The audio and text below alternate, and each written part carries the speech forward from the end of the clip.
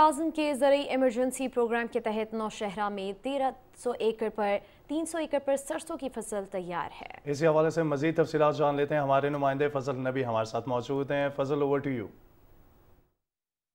حکومت پاکستان نے خودینی تیل کی کمی کو پورا کرنے کے لیے کاشتکاروں کو تیلدار اجناس کی پیداوار کی جانب راغب کرنے کے لیے وزیراعظم پاکستان کے ایمرجنسی پروگرام کے تحت مفت بیج دیا جا رہا ہے، اور پی ایس ڈی پی کے اس پروجیکٹ کے تحت اس سال نوشہرہ کے کاشتکاروں کو 300 ایکڑ کے لیے سرسوں کا بیج دیا گیا ہے، جہاں پر اس وقت یہ فصل مکمل طور پر تیار ہے۔ ایک جانب سرسوں کے یہ خوبصورت پھول موسم بہار کی نوید سنا رہا ہے، تو دوسری جانب یہ ملک کی معیشت کے لیے کافی مفید ہے۔